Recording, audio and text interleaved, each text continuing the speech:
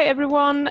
You keep asking me to get someone on who knows about building muscle and what to eat to actually get the best results. And I think I might have found just the person for you. This is Ella Bruce. She's an Australian bodybuilder and she's done a lot of experimenting with her own diet. You know, and the best thing about that is that she's not just doing what works really well for her, she's also doing what is sustainable for her.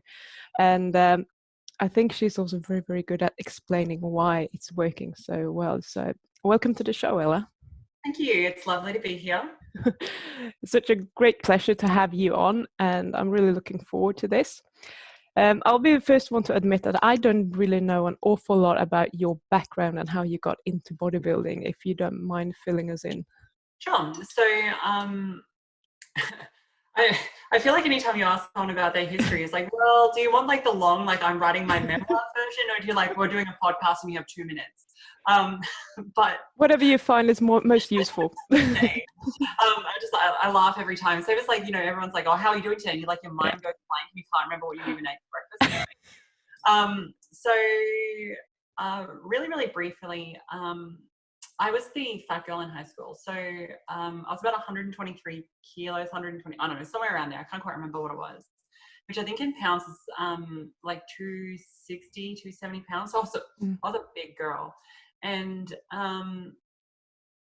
I got about 18, 19 and decided that I didn't want to be that person anymore. And ended up actually, over the space of 9 months, I lost a bit over 9 months. I lost 60 kilos. So I got down to about 66, 63, 64, somewhere around there. Like losing that amount of weight in 9 months, the only way you can do that is literally just not eat. And that actually developed into anorexia. So that became like I suppose the genesis for an eating disorder.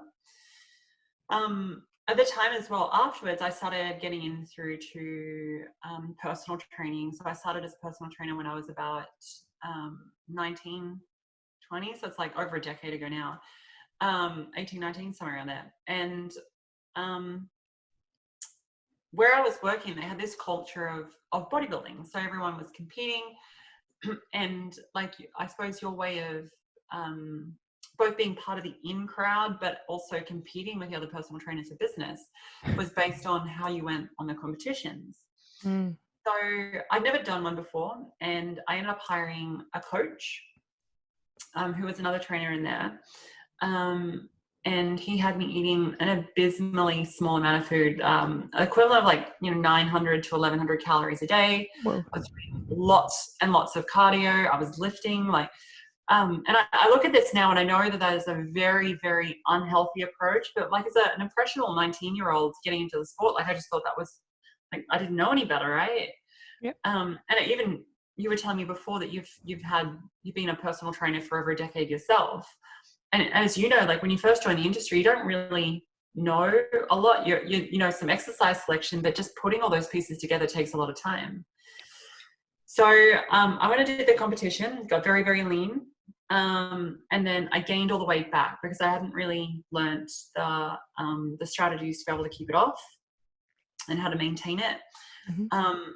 So that was really the start of a journey for me that was trying to find a way of controlling my body composition and feeling good about myself, but offsetting some very negative thoughts and opinions about myself and self-talk that fluctuated over a period of years between being full-blown anorexia and I suppose just kind of it taking a bit more of a backseat.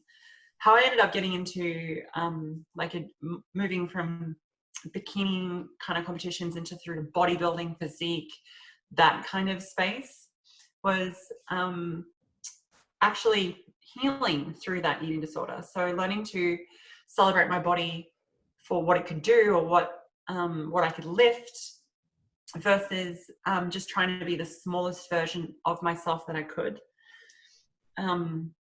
So I guess that's how I got into bodybuilding and, trying to work out how to gain muscle and, be very, I suppose, powerful in your body. as a way of healing, I suppose, through the eating disorder.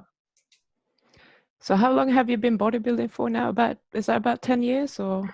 About that, yeah. Yeah. So I started, I had my first competition in my first year as a personal trainer. So that would have been, I think, yeah, at least a decade ago, about that. Okay. How often, if you don't mind me asking, do you actually exercise? At the moment, or like, I mean, because I've been on both ends of the spectrum. I've been at points where I've like hated everything to do with health and fitness. My mindset was so negative.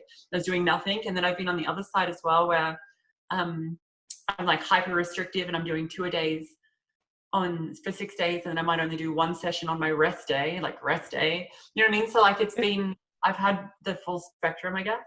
Yeah. So where are you now? At the moment, I'm training my lower body 3 times a week, and I'm just doing 2 power sessions. So one that is anterior chain dominant, so like quads and anti-flexion through my lower back. The other one is through posterior extensor chain, so like deadlift heavy, that kind of thing. And then my last day is a high volume, like mixed leg approach. I'm not training my upper body anymore just because I'm actually very happy with my muscle development through my upper body. So I'm really just doing like gymnastic style, calisthenic style exercises. So I do that twice a week. Plus I also do pole fitness 3 times a week just because it's fun, really. I'm just trying to find new ways of staying active. Plus I'll do cardio a couple of times. So I don't know, I'm a very active person. Yeah. So I'm trying to add that up, about 10 sessions a week. Yeah, altogether probably about 15 to 18 hours worth of exercise a week. There you go. Okay.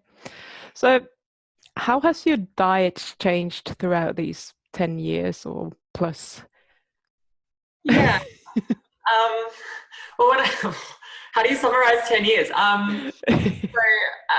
Again, I've been on the spectrum from traditional bodybuilding styles. So that would have been like, chicken breast, rice, and broccoli for like 4 meals a day, plus have some yogurt and almonds and some oatmeal.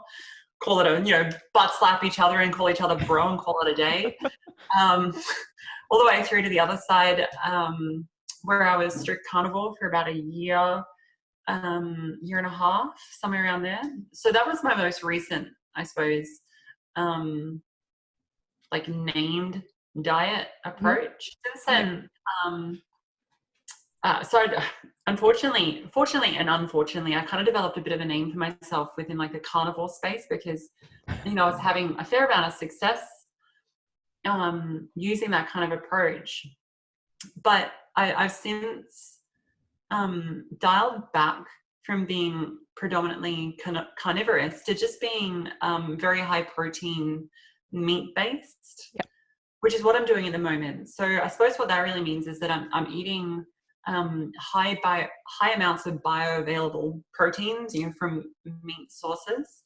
And then I'm supplementing my energy intake from carbohydrates specifically, versus what a lot of other carnivores are doing. They're meeting their energy needs through a higher fat approach. And I've just found that since I've reduced the fat intake on a carnivore diet, and I've replaced that with glucose, in particular, either pre and post training or late in the evening to replenish liver glycogen, I've actually found that my mood, energy, my body composition, even things like period, everything, like that's just it's all just it's been a lot smoother, and I actually genuinely feel better. So that's kind of, I suppose, where I am at the moment. I'm kind of like carnivore plus like supplemental carbs. Yeah. What is your body fat percentage? I mean, I don't know. I posted a photo on Twitter yesterday, I think it was. And I don't know if you want to like make it appear there later, but that was about, I'm definitely in the low teens at a minimum. If I was above 15 or 16%, I would be very, very surprised. And this is kind of like where I hover year round. I might get up to like 17 or 18% if I'm just really busy and not giving a two F's about my health and fitness, which doesn't happen very often. But on the flip side, sometimes I might get down to like 13 or 14% for a photo shoot or something else like that. So I try and hover around a body fat percentage where if I got asked to do a photo shoot or to do a competition, you know, I'd never be more than about, you know, 4 to maybe 8 weeks away, depending on how lean I wanted to be for it. And I'm just asking because I'm quite interested in, I've heard both sides. So some women who are eating a meat-based diet feel like they need to up their fat to actually have a period. And if they don't, you know, they might skip a month or several months or just be delayed or whatever. Maybe it is just because they're not actually eating any carbs or any fat. So I was just a little bit interested in if you've seen differences there. And you mentioned that you actually that it seems to work better with a little bit of carbs rather than fat. It does. And I think it actually has to do with energy availability, and how that's signaled through to the body. So this is based on some research, but a lot of the time I'm actually just filling in the blanks. Because for better or for worse, there isn't a huge amount of research in female athletes. No. You know, say what you want about that. Not going to get into the politics. However, like there just isn't a huge wealth of research. No. So there is some research obviously indicating that there are hormonal disturbances when people go through to like heavy caloric restricted diets or long-term restricted diets in particular. So it's predominantly a time-based domain, but there is also a energy deficit domain. So in other words, if you are in a very steep energy deficit for only a short period of time, then you'll get a hormonal imbalance. But even a very mild imbalance for a protracted period of time will also result in hormonal imbalances. Now, if we actually look at the way that your body monitors both energy intake and also energy availability, you know, we've got a few different systems. So we've got like the glycolytic and then also the fatty acid systems. So like through the fatty acid systems, we know that as you lose, so your fat cells release leptin, which your brain then keeps track of over a period of time. And as you lose fat, the amount of circulating leptin decreases. So your body becomes progressively more aware that you have less total available energy as your leptin decreases. But we also know that periodic refeeding of carbohydrates actually transiently increases leptin. So we're starting to see a bit of a parallel happen where people, when they do start to supplement glucose, you know, a way of our body tracking total energy intake actually increases. Similarly, the second system of energy that your body tracks is glycogen. Now, we don't really track muscle glycogen too much, like in terms of hormonally. You'll know when you're depleted liver glycogen just because you feel flat, you can't get a pump, you know, you just feel weak and tired. But liver glycogen, on the other hand, is very, very closely monitored. In fact, it's actually one of our primary ways that our body tracks total energy intake over a period of time. So like if you even if you're in a fat-based metabolism, so you're ketogenic or carnivorous, what's actually happening is that any amount of energy that your body is burning that you can't meet through fatty acid oxidation, whether that's because you're in too steep of an energy deficit or because you don't have enough body fat to be able to meet your energy needs, your liver actually picks up the slack, essentially. It's like the team player that kind of like carries the ball for the rest of the body. Yep. So as a result, you actually deplete liver glycogen. That simultaneously is actually being replenished by something called gluconeogenesis, so where your body converts protein into glucose and then into liver glycogen. If you're depleting it faster than your liver can make it, then you'll get low liver glycogen, and that actually is one of the ways that people start to feel very hungry. It triggers that hunger response. So as a result, I found that when people coming back through to hormonal regulation, I've actually found that when people, even in the same energy deficit, but they start using supplemental glucose just to really top up that liver glycogen, it's triggering to the body that they actually have a greater amount of energy availability than what they really do. And women actually start to get their menses back. It's not really anything to do with the carbohydrates. They're just a proxy. What we're actually doing is we're telling your body like, hey, actually, we've got enough energy. You can procreate, like you can make a new life. It's fine, but it's not going to starve. Does that answer your question? I feel like I went into a lot of depth that you didn't necessarily ask for, but... No, it's great. It's absolutely great. When you say supplement with carbohydrates, how much would you say that you are actually supplementing with then, just to get your liver to respond? Okay, so again, I'm going to give you more than you actually asked for. Just Yeah, that's fine. Go on. So there are a couple of different approaches. So you can do like a cyclical approach, so where you're refeeding carbohydrates within a ketogenic diet, like context. That would be called a cyclical ketogenic diet. There is like a timed approach where you take glucose just before you're going to burn a lot of it off. Again, in a ketogenic approach, that would be called a timed ketogenic diet. Though again, you can apply these principles anywhere. And then there is just like what I would say would be a non-ketogenic, like targeted, there's no real term for it, I suppose, strategic carb load. So it'd still be like a lower carb approach, but we're specifically eating up to the carbohydrate amount that our body would require. And all of these, what they're doing is essentially your body needs, say, this much glucose, and it can make that much from protein. But what we can also do is then we can then start, rather than make it endogenously, we can supplement up until that amount to meet our needs instead. So rather than our body converting protein into carbohydrates, we just give it what it needs, which is really all of these approaches are doing. I don't see much of a function for eating past that amount, except in a few like sport-specific incidences where you want to carb load. But for the most part, I don't really see any benefit to eating more glucose than what your body actually needs within a 24-hour period, personally.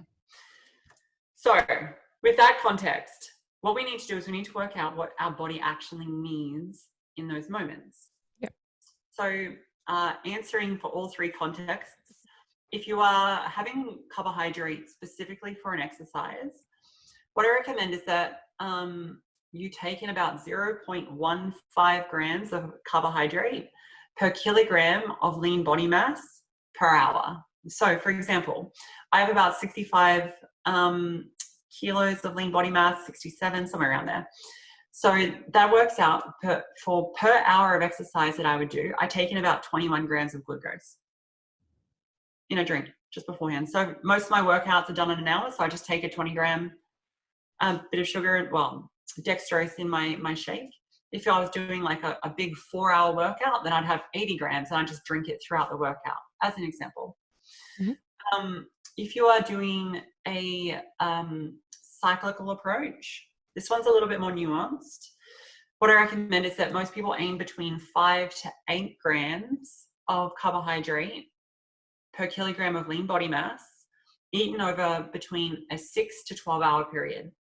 Some people can go much longer. They can do like 2-day carb refeeds and go up to as much as 12 grams of carbohydrate per kilogram. But again, they're kind of like more niche uses. And I feel like for the majority of your listeners, if they're gaining something out of this discussion, they probably don't need to hit that. So if you were going to do a cyclical approach, 1 to 2 days a week, you were going to have a big carb refeed, I would probably start at about 5 grams of carbohydrate per kilogram of lean body mass. So again, using myself as an example, I'll just call myself 70 kilos of lean mass. That would be a total of 350. So 350 grams of carbohydrate eaten over 6 to 12 hours.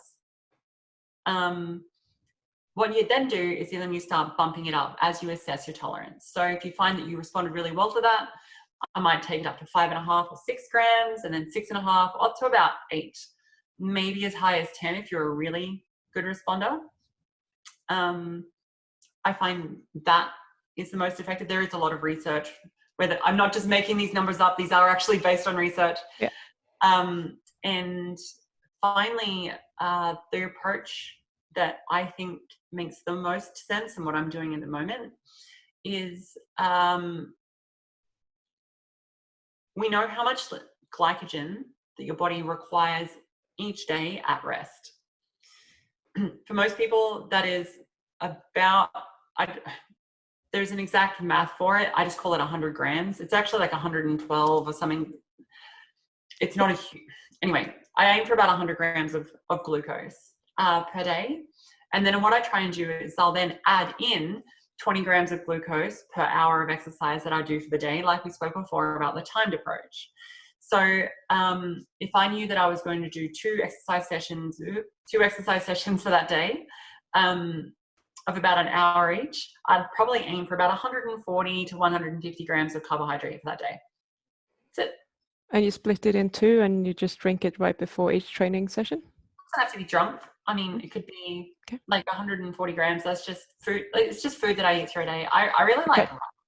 I don't know. I'm weird. I love rice. Yeah, that's weird.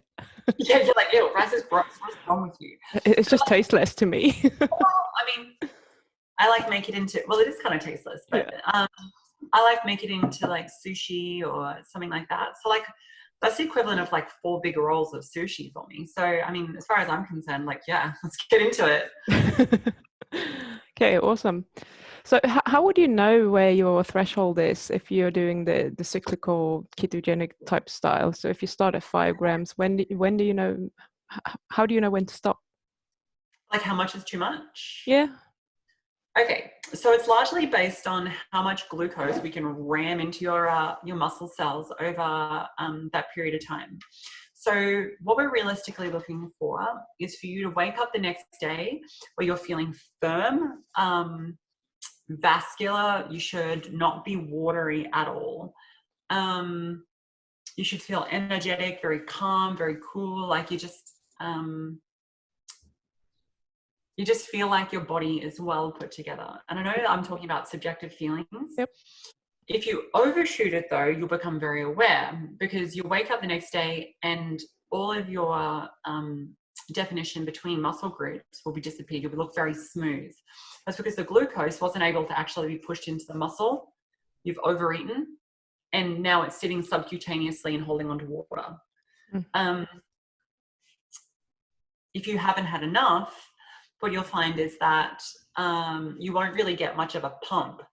So like you'll still look really dry and vascular, but you won't have that kind of like when you squeeze your muscles, it has like that really tight, full feeling that everyone loves. Yeah. So it's really just assessing personal tolerance. The only thing I will say is that carb loading can be both very fun and it can also be very dangerous for a diet. So like total weekly calorie balance is still really important.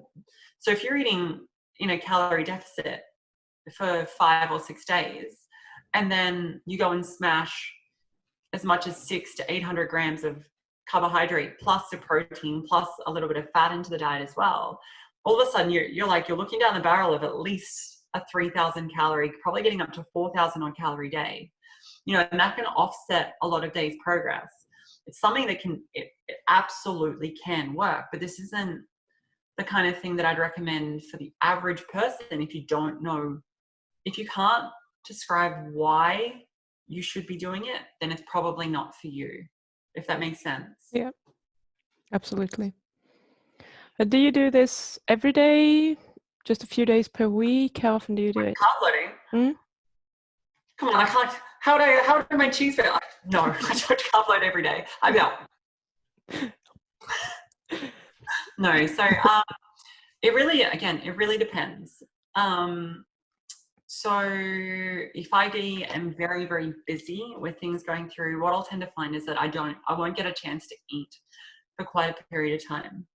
Yep. So I might have 3 or 4 days when I've chronically undereaten. In those times, I'll purposely plan to have this big refeed. And in that case, for me, I'll do a refeed then. but I find it's more sustainable for me if I don't over focus on food. I don't want to get into this position where I feel like I'm binging, because when I feel like I binge, even if I'm binging on like rice cakes and honey, you know what I mean? Like, it's not even like burgers. I feel like I lose control over my eating in general, and that can be very destabilizing for me with my eating disorder. So God. the way that I manage it is I try and be a lot more middle of the road inclusion, where it's, I'll have moderate amounts more frequently rather than completely fucking moderation in the butt and having it in these huge loads. Sorry, I don't know if this is a PG podcast. I'm sorry. Like I just try to be a little bit more moderate with my approach. Otherwise, I find it's too close to a binge for me. Yeah. Okay. That makes sense. I know that you have been saying that you do fasting as well sometimes. How do you incorporate that when you're doing a lot of exercise, and I'm assuming that you're going to have to eat quite a lot of food to just maintain your weight and your muscle and everything. So, okay, when I was bulking, trying to gain weight using carnivore diet, at one point I was eating 4 to almost 5 pounds of meat a day. Holy crap. For the metric users like me, that's like 2 to 2.5 kilograms of food a day of just meat. Yeah. It's a lot of food. Mm-hmm. But naturally speaking, again, probably because of a lifetime of dysregulated eating, I can actually, I don't really feel like I get hungry. I just become aware that I could eat, and then I just stay like that for a really long time. So it really depends. I find, again, if I'm very busy, I find that I can just I forget to eat. And if I'm bored and I've got to think, like, I'm an insatiable bottomless pit as well. So don't be bored, it's bad. Yeah, I know about that one. Like, I'm bored, where's the food? Yeah, exactly. I mean, as you can tell, like, I'm obviously just like a very slow, mellow person. Like, I'm definitely not the go-go kind of person, right? Absolutely. Okay, so are you counting your macros at all, or are you more just choosing the right foods? Yeah, so I try through selection, not restriction. Yeah. And that, again, is for the same reason that I can't weigh myself. It's too destabilizing for me. It's taken me a long time to feel comfortable with being able to control my body composition without counting. Yeah. Being honest, it's taken a long time to learn how to pull those levers, because, no matter what the problem I have with intuitive eating in general is it talks about eat when hungry, stop when full. And if you really truly do that, and you're eating perfect food choices, what's going to happen is your body will lose fat down to a point. But once you hit that point, your hunger will increase to compensate, and you're not going to get any leaner. And if that's where you want to be, that's perfect. But for a lot of people, myself included, we want to be leaner than what our body might naturally want to rest at. And we can talk about why that may or may not be the right choice for you. But for me, I want to be leaner. So I actually can't do, intuitive eating in the truest sense, because I would actually gain fat rather than lose it. So there does come a certain point where you have to accept the fact that if you want to get leaner, you can't just choose to eat healthier foods. You actually have to choose to wait to eat, or you have to choose to eat a little bit less. You have to be comfortable with the fact that being hungry is just a feeling, and it will pass. Being sad, for example, isn't all of you. It's a feeling that exists in that moment, and it too will pass. So whilst I don't count, I'm also very cognizant of the difference between boredom eating and actually true hunger. I'm aware of in the back of my head, I'm aware of how much I've eaten for the day. And I'm also aware of how much I actually need. And I can intuitively kind of understand where those two are, and I can change my food selection and how much I eat without weighing, without counting, to try and make sure that one is lower or higher than the other, depending on what my goals are at the time. And as much as I'd love to be able to tell you that there is a shortcut to gaining that skill, there isn't. It's just something that you have to learn over a period of time, how you respond to certain foods, to knowing what true hunger is, learning how hunger progresses over time versus how committed you are to your goal. Awesome. So sorry, I feel like I'm dominating this conversation. No, that's fine. We're here to listen to you, not to me. Oh, that sounds terrible. Anyway, sorry. No, I only have you for a very limited amount of time, so speak all you want. I want to hear it all. I find it really, really fascinating. I'm just thinking, obviously, you have like off-season periods, on-season periods, etc. Do you vary your food choices or just the amounts that you're eating during this season? And also, I was thinking about like on a monthly cycle, since you're a woman, do you notice any changes in your appetite and that you have to adjust somehow to kind of satisfy your hormones, if you like? I can always tell when it's coming. So there's mad craving for salmon every time. Salmon. I don't know what it is. It's just salmon for me. It's like my go-to. I've got a couple of girlfriends who they love oysters. It's just something about seafood though. Mm-hmm. I don't know what it is. But I get this massive craving for just like a side, like a whole side of salmon. And all I want to do is just grill that bad boy until it's just like crispy skin, just like sprinkle some salt and just like no one look at me. I'm making myself like Go for it. yeah, exactly. So my food choices do change a little bit. I find when I come through to my period, I do have more of a craving for energy in general. So like starches like are really appealing to me. Fattier cuts of meat are super appealing. I don't really eat a lot of like quote unquote junk food. I don't really like that phrase. I think there are foods that help you towards a looking good naked, and there are foods that make you not look good naked. But I don't like, good versus bad. But quote unquote, I don't eat bad food. So for example, if I'm going out actually, here's a good example. So if I was to go do a carb load and I'm going to take in a whole bunch of carbohydrates, I could go to the cereal aisle and just grab like frosty wheat squares with extra sugar if I wanted to, and I could probably meet my energy needs that way, I guess. But I've got a couple of, again, I don't want to use the word rules, but I've got like a framework for food selection. So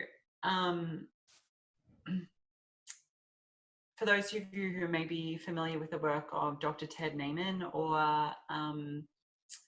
Raubenheimer and Simpson, and we're talking about nutritional etymology, that word. What I try and do is I try and find foods generally which the protein intake is actually higher than the sum of the fat and the carbs together. So there is more energy that's coming from protein than there is energy coming from fat or carbs. So that's generally my rule for maintenance. If I want to lose weight, I'll try and nudge it even a little bit further. So I'll only eat foods that are like 2-to-1 or more. So 2 calories of protein for every calorie of energy that I might be getting from the diet. But for like carb loading and for everything else like that, like I still always try and choose foods that are minimally processed, where they are whole food, like as they would be available naturally. I don't eat gluten or any other kind of like gut irritants, so I try and stay away from those. I know that I'm sensitive to FODMAPs, which I can't remember what the 3 letters for FODMAP were, but I try and stay away from like those foods, which can cause indigestion and a lot of gas. For me, I try to stay away from like polyols. So like I'm still trying to eat a fairly clean from diet. I tend to find that sticking to those rules where I'm targeting protein, and when I do have things that are not necessarily protein centric, still trying to keep them very like close to the source as I can. I found that's just been the most effective way for me to be able to eat, even to excess at times, and still keep my abs. Abs, that's important. I love it. Okay, so that is a lot of protein, I guess. So do you have any idea how much fat you are eating, like percentage wise, or yeah? So generally speaking, I'll aim for 2 grams of protein per pound of lean body mass, which for me is like 280 to 300 grams a day. Mm-hmm. I know that works out at about between 1 and 1.5 kilograms of meat a day to meet my protein needs. If I eat a little bit on the lower side because I'm not very hungry, I might take like a protein supplement. If I'm on the higher side, then I won't, if I've eaten enough meat. And then I just try and eat enough energy from my diet to just meet my energy needs, I guess. If I want to lose weight, then I'll eat less energy. And if I want to try and fuel performance, because I don't gain weight, I fuel performance. Yes. Then I'll increase my energy intake. Fair enough. So basically what you're saying is that you make sure that you fulfill your protein need, and then whether that the rest is coming from fat or carbohydrates differs on different days. Yeah, exactly. Yeah, okay. Just making sure I'm following. Yeah. Okay, so I've heard you talk a little bit about an experiment that you did at one point with a lot of protein, and I'm wondering if you would like to tell us about that, because I was like, whoa, really? So I did something, I've never heard anyone else talking about this before, and I don't want to be like that person like, I invented this. It was a trial that I was running, which I was calling protein overfeeding.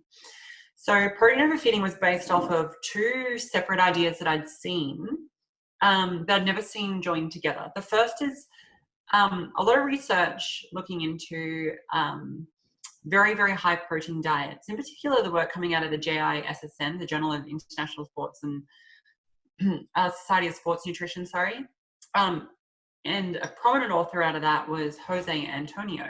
So I loved his work. And what I was essentially saying is that protein intakes as high as 2 grams per kilogram of lean body mass were actually resulting in favorable body composition. So more muscle and less fat, even when people were eating 700 calories more per day on average. So they were eating more food, they had more muscle, and they had less fat. Now, it's pretty exciting stuff, right? Yep. So I bet all ears are up now. Yeah, exactly. We're listening. Yeah. So wait, you're telling me I get to eat more food and I look better naked? Signing me up. So there's also a number of other research projects which looked at slightly lower protein intakes. And what we're essentially seeing is there's a near linear increase. Like every time that we increase protein intake, we were seeing a favorable increase in body composition. On the flip side, I'd done something called the protein sparing modified fast a number of times. Now, the PSMF, as they're called, is kind of like an eraser diet. It's really hard to stick to. Yep.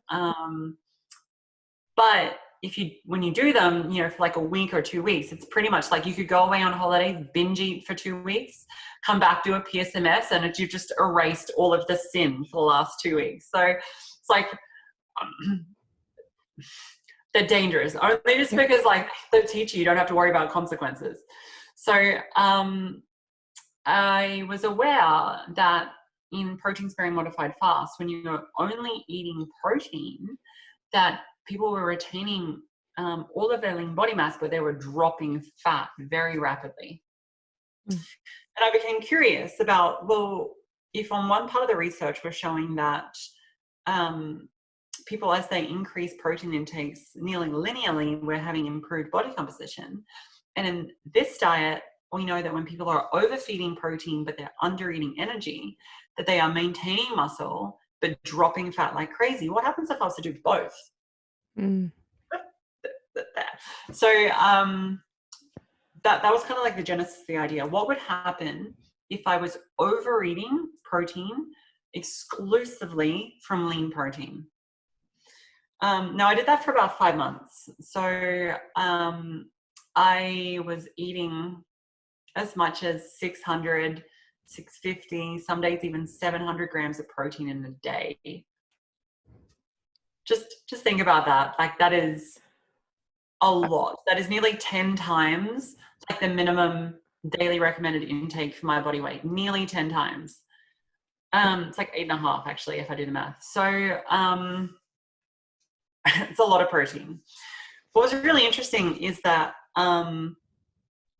I don't know how much I was overeating by, which I know a lot of people will tell me like, well, if you didn't count, it doesn't count. However, what I found was that I gained weight like crazy. So I got up to like 79, almost 80 kilograms. There's a couple of photos of me getting around on my Instagram for it. But what I found was that I gained weight really fast. I actually got leaner. And I was incredibly vascular to the point where I didn't like how my body was looking anymore. Mm. I was big, very, very muscular. I had veins all down my shoulder. I looked like I was on steroids. It was ridiculous. So I wasn't on steroids, guys. I wasn't. I promise you. Sorry, I had another joke there, but like, this is a PG service, so it's not happening. Now I'm curious. Never mind. Maybe after you stop recording. So I actually had a huge results from it. The best that I've ever had. I actually had to go through a 4 or 5 month period afterwards where I actually was trying to purposely detrain my body because I didn't like the results that I'd got. It was too far for my own personal aesthetic. So yes, to answer your question, protein overfeeding was wildly successful. Very, very interesting. When you're saying that, 600-700 grams of protein, that is a lot of meat. Because meat is roughly 20, maybe 25% protein. Yeah.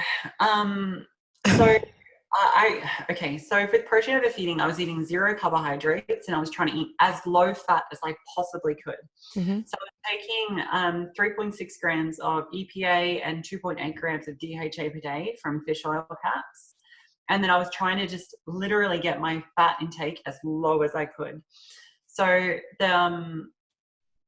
in some of those days, even things like chicken breast was like, oh, that's a little high in fat. If you think about like, I know, right? It's like my diet was like a lot of egg whites, a lot of like casein, whey protein, chicken breast. I ate a lot of prawns or shrimp or whatever you guys call them. I was eating a lot of white fish. Yeah, and even looking back on it now, I'm like, oh, that food's like, it's just what you get used to. But yeah, it was a lot of food. Yeah, I can't even, I just see this mountain of food in front of me thinking like I'm not even sure I would be able to eat that. I'm struggling eating 1 pound of meat per day. Really? Yeah. If I'm eating 3 meals, I can do it, but I can't eat too much protein in one sitting. It's just like, no, I've had enough. I can still be a little bit hungry, but that's why meat-based diets tend to work so well. It's just because, they are so satisfying. Like, you have that meat pan and you're like, okay, I'm good. Yeah. To be fair, like a pound of meat is 1 serving for me. Oh, like, yeah. That's 1 meal. I guess you're used to it as well. And I don't ever seem to get used to it. it's easy for me if I'm having different protein sources. If I have a piece of steak, I have some eggs, might have some sausage or whatever, then I can probably get a lot more in. But if it's just a piece of steak, so I can't do it. Too much. I'm out. So organ meats, do you do them? Mm, yes, I do organ meats, but I'm not religious about it. Only because I do think that it's very important for people to meet their micronutrient needs just as much as it is to hit their macronutrient needs. And we actually have a whole hunger system dedicated to making sure that we hit our required micronutrients as well.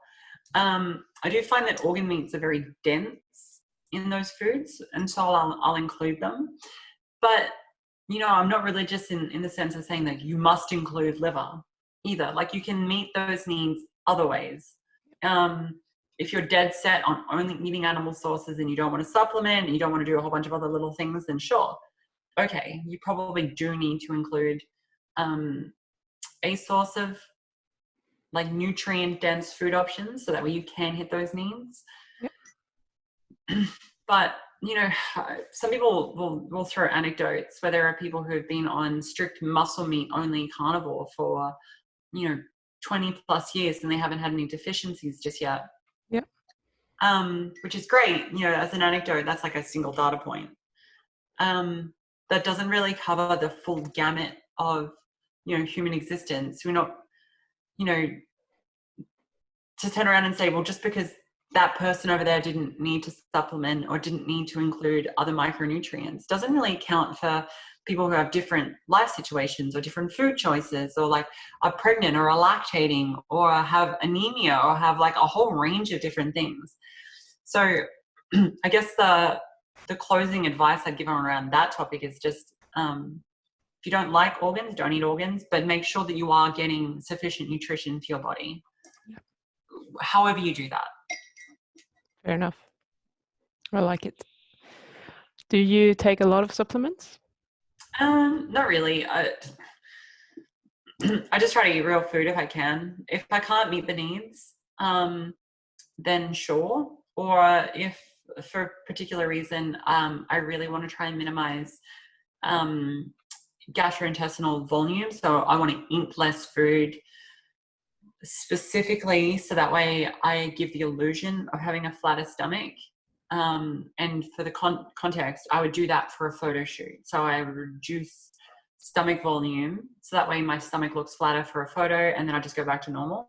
In which case, yes, I would supplement my nutritional needs whilst minimizing the amount of physical food inside of me. But for the most part, you don't really gain anything from it. You know what I mean? Like, if you can't meet your needs through food, supplement. Otherwise, just eat real food. Yeah. Especially if you're trying to lose weight. If you're trying to lose weight and you're hungry, you want to try and put as much in this gullet as you can to keep you full. So like trying to like put in like protein supplements, which is a lot of protein in a very, very small little space, it doesn't make a lot of sense, versus like prawns, which have a small amount of protein in a very large space, makes much more sense. Yep. That's fair enough. Okay, so I'm a little bit interested in, or I know people are going to ask me, so I better just ask you. Would you eat differently if you were a power lifter, for example, that is just interested in your strength, you want to build muscle, but you don't really care if you have body fat?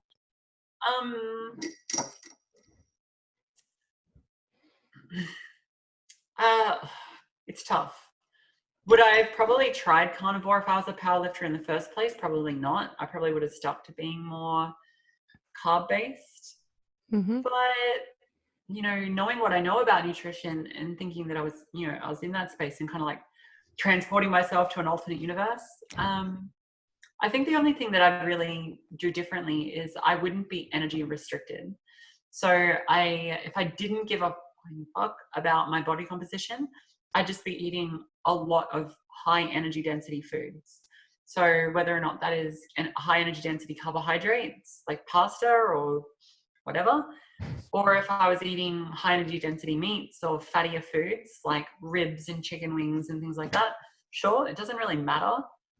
I think the biggest difference would be that rather than targeting protein to try and keep my body composition optimized, even at the slight expense of performance, I feel like as a powerlifter, that would be flipped, where I'd be eating only for performance, even at the expense of how I look naked. Mm. Yeah. When you do eat carbs, I know you said you like rice, but what other carbs would you personally choose or recommend other people to choose if they want to supplement with carbs? Sure. I'm not going to tell people, I'm not going to recommend people do certain things. You need to experiment and find what. But I'll tell you why I choose what I do. So maybe like you can try and see if that applies to yourself. Yeah. So I have a very sensitive stomach that was both alleviated and also exasperated by carnivore. What I mean by that is that when I cut out all of the irritants, the things that upset my belly went away. But now I'm much more aware of it and I'm much more sensitive. So it's kind of made it better and it's also made it worse.